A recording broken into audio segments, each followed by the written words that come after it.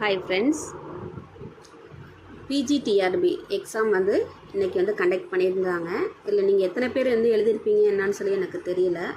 ஒருவேளை நீங்கள் எழுதிருந்தீங்க அப்படின்னா அந்த கொஸ்டின்ஸ் நீங்கள் பார்த்துருப்பீங்க. என்னோடய ஃப்ரெண்டு கூட எழுதியிருந்தாங்க. அவங்க மேக்ஸ் மேஜர், ஓகேங்களா. அவங்க சொன்னது என்னென்னா, கொஸ்டின் ஓகே மாட்ரேட்டாக கொஞ்சம் ஈஸியாக தான் இருந்துச்சு அப்படின்ற மாதிரி. பட் நான் தான் கொஞ்சம் எஃபர்ட் போடலை அப்படின்ட்டு நான் அவங்கள்ட்ட அடிக்கடி சொல்லுவேன். என்ன சொல்வேன்னா, நோட்டிஃபிகேஷன் வர்றதுக்கு முன்னாடி நீங்கள் உங்களுடைய சிலபஸ் கம்ப்ளீட் பண்ணிவிடுங்க. அதை நோட்டிஃபிகேஷன் நம்ம ஒன்ஸ் நம்ம அப்ளை பண்ணிட்டோம் எக்ஸாமுக்கு அப்படின்னா அடுத்தது நமக்கு ஒன்லி ரிவிஷன் ப்ராசஸ் மட்டும்தான் நமக்கு இருக்கணும் அப்படின்னு சொல்லிட்டு, அப்போ தான் நம்ம ஒரு காம்படிட்டராகவே ஆக முடியும் அப்படின்னு அடிக்கடி சொல்லிகிட்டே இருப்பேன். அவங்க கொஞ்சம் சாமி பக்தி கொஞ்சம் அதிகமாக இருப்பாங்க. அந்த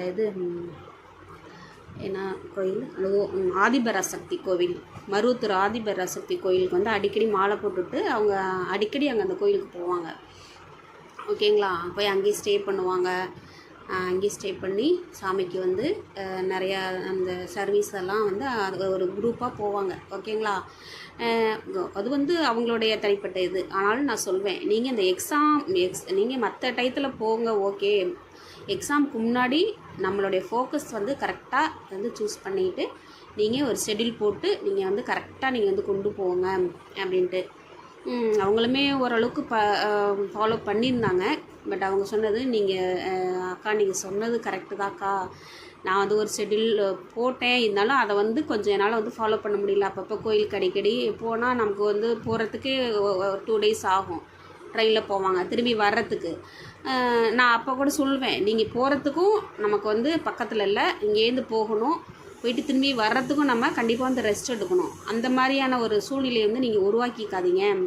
எக்ஸாம்லாம் முடிச்சுட்டு கூட ஃப்ரீயாக நான் போகலாம் அப்படின்ற மாதிரி. நான் இதை எதுக்காக அவங்கள்ட்ட சொல்கிறேன் அப்படின்னா, நம்மளுடைய நல்லது கெட்டது எதுவாக இருந்தாலும் நம்ம எக்ஸாமுக்காக நம்ம சாக்ரிஃபைஸ் பண்ணி தான் ஆகணும், ஓகேங்களா. நம்ம ஒரு கோலை சூஸ் பண்ணிட்டோம் அப்படின்னா அதை நோக்கி தான் நம்மளுடைய பயணம் இருக்கணும். தேர், திருவிழா, கொண்டாட்டங்கள், இது எல்லாமே நம்ம ஒரு ஜாப் வாங்கினதுக்கு அப்புறம்தான், ஓகேங்களா. எனக்கு ஏப்ரல் 30 எனக்கு டிஓ இன்டர்வியூ வச்சுருந்தாங்க, ஓகேங்களா. இன்டர்வியூ நான் குரூப் 1C டிஓவில் ப்ரிலிம்ஸு மெயின்ஸ் கிளியர் பண்ணி எனக்கு ஏப்ரல் 30 எனக்கு இன்டர்வியூ வச்சுருந்தாங்க, ஓகேங்களா. அப்போது எனக்கு ஒரு 27 27, 28 எங்கூர் திருவிழா நைட்டு சாமி வந்துட்டுருக்கு. எங்கள் ரிலேஷன் எல்லாம் வீட்டுக்கு வந்திருக்குறாங்க.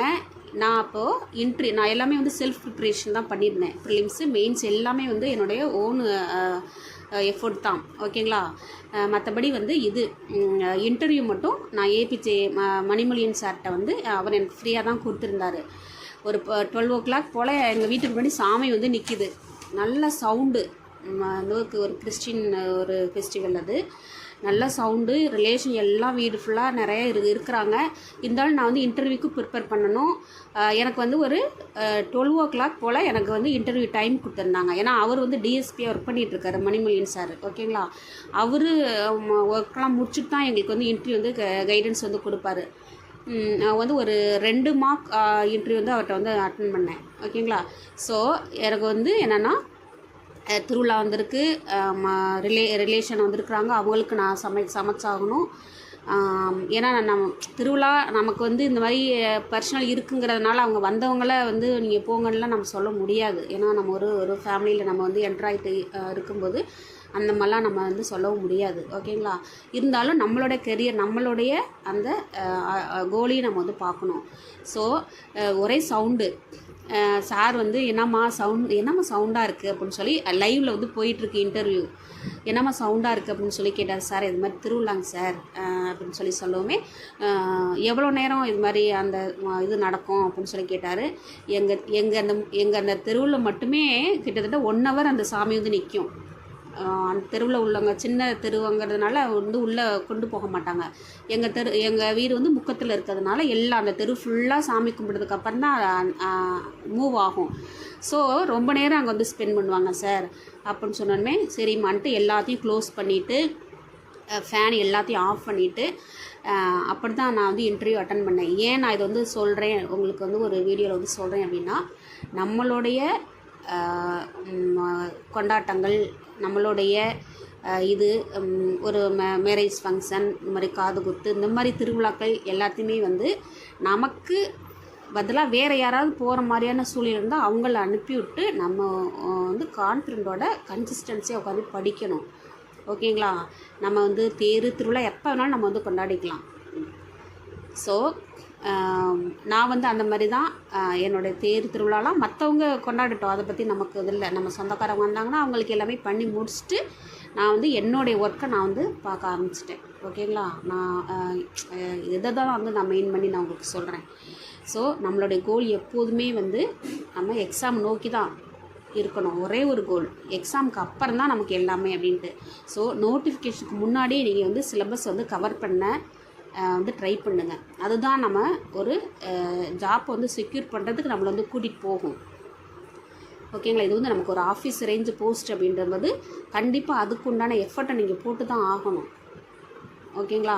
எஃபர்ட் போட்டால் மட்டும்தான் நீங்கள் வந்து ஒரு காம்படிஷனுக்குள்ளேயே நீங்கள் போக முடியும்.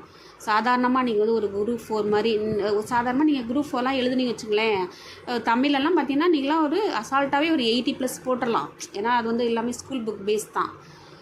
ஓகேங்களா? அந்த மாதிரி நம்ம நினச்சி வந்து படிக்கக்கூடாது. நம்ம படித்தா மட்டும்தான் நம்ம எக்ஸாம் வந்து கிளியர் பண்ண முடியும். தேங்க்யூ.